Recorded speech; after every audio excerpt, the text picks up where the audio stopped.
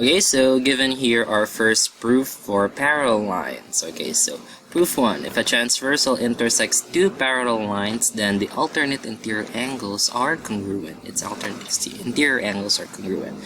So we have here two lines. So we have line C and line A. Given that they are parallel, we want to prove that angle 2 and angle 3 are congruent, or the alternate interior angles in the parallel line are congruent.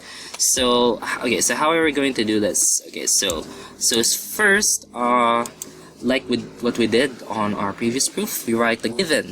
Okay, so number 1, the given is line C. Okay, C is parallel to line A, and of course the reason for that is simply the given.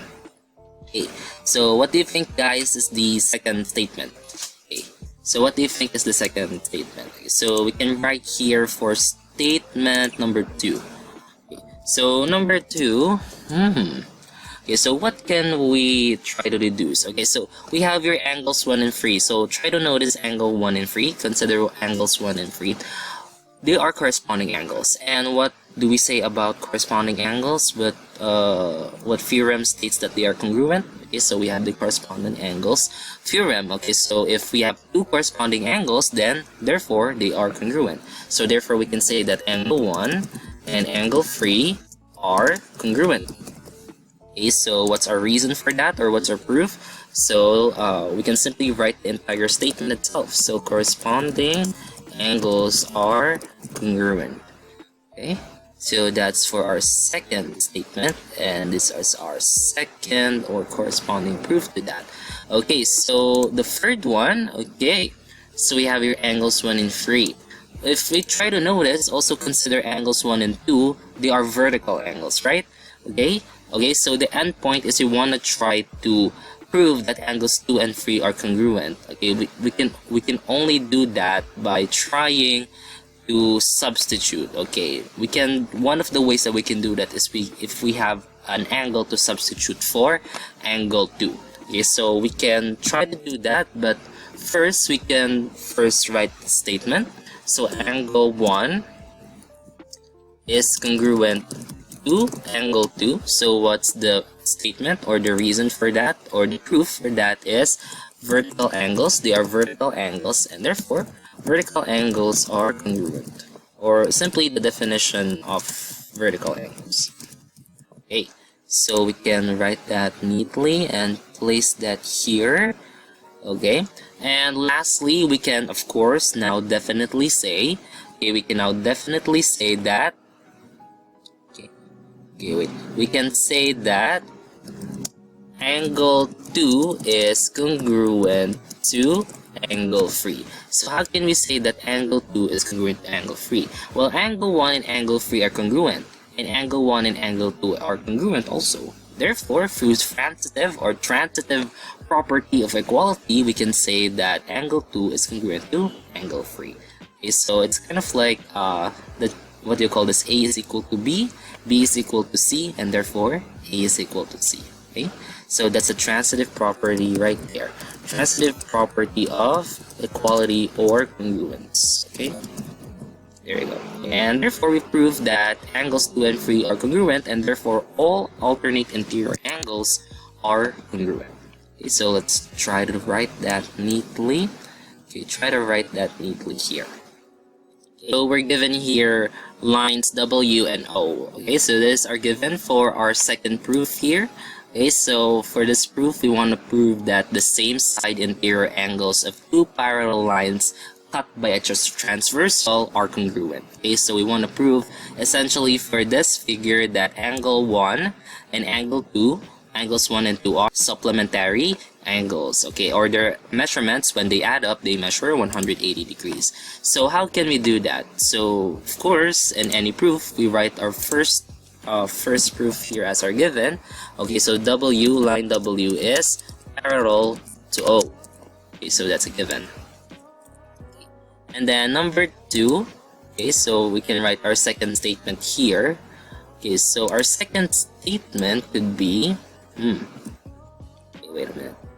Okay, so for our statement 2, we can write that the measure, okay, Okay, so for our second statement, okay, you can try to consider angles 1 and 3, okay? So we have these two angles right here. What can you notice about them, okay? So they are actually inside or in between the two parallel lines. So they are interior angles. And not just that, they are alternate interior angles. They lie on opposite sides, on the left and right side of the transversal line that we have here, which is line N. So therefore, if they're alternate interior angles, we can say that they are congruent, okay? Because we've already proven that. So angle 1, okay, let's just write this neatly. Okay, so angle 1, okay, angle 1 is congruent to angle 3. And the reason for that is, okay, the reason for that is if a parallel line is cut by a transversal, then their alternate interior angles are congruent. Okay, so let's just try to grab the statement here. Let's make it much smaller. Okay, so if two parallel lines, okay, if two parallel lines, okay, are cut by a transversal, then their alternate interior angles are congruent. Okay, so that's one of the proof that we have for this figure right here. And then for the third statement, okay, since angle 1 is congruent to angle 3, therefore we can state that the measure of angle 1 is equal to angle 1 is equal to the measure of angle 3. Okay, or they're congruent. Okay, so the reason for that is simply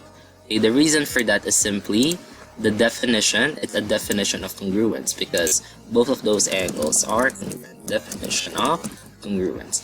And also we can say, guys, for our fourth statement. Okay, we can say on our fourth statement right here.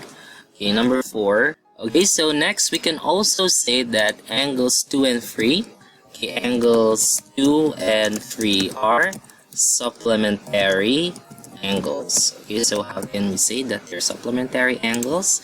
That's because they are linear pairs. Okay, so the reason or the proof here is the definition of a linear pair. So they're linear pairs.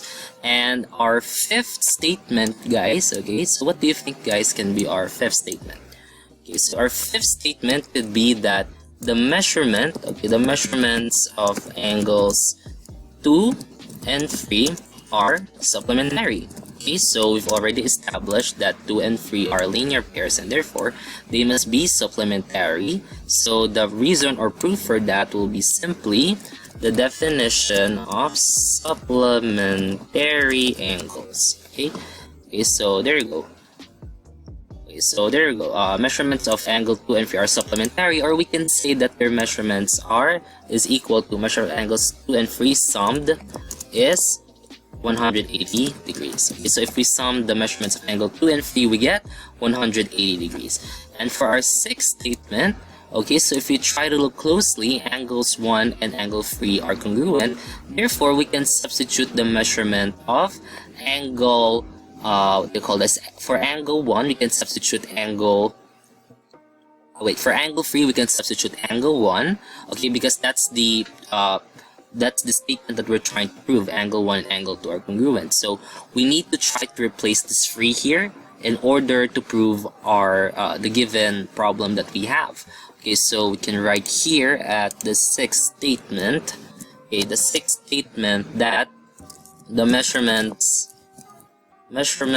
of angles 1 and 2 summed is 180 degrees. So if you sum the two angle measurements, you also get 180 degrees. So the reason for that is through substitution property.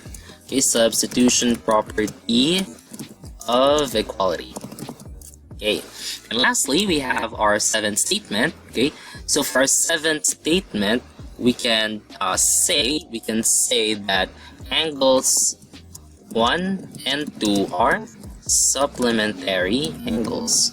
Okay, so how can we say that? Because we've already established that their measurement, the sum of their measurement is the two angles. When you add them together, you get 180 degrees.